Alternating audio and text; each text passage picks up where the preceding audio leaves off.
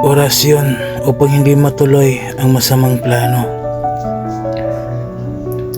Sa bisa ng banal na pangalan, sa liwanag ng Diyos na walang hanggan, winawasak ko at inaalis ang lahat ng masamang balak laban sa akin. Ang plano ng kaaway ay hindi matutuloy sapagkat ang Panginoon ang aking kalasag at tanggulan.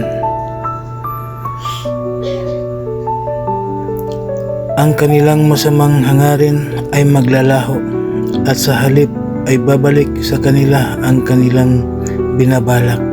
Sa ngalan ni Jesus, hindi matutupad ang anumang masamang plano laban sa akin ngayon at magpakailanman.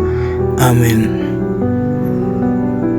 Bigkasin lamang ang mga orasyon na sumusunod ng 3 beses at iihip sa isang basong tubig at inumin. Huli kaya ay iihip mo sa iyong dibdib.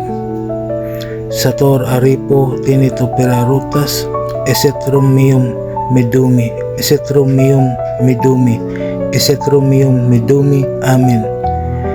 Gawin ito araw-araw hanggang sa hindi na matuloy ang kanyang masamang plano. Maraming salamat sa mga tao na naniniwala at tumangkilik sa mga binahagi kong kaalaman.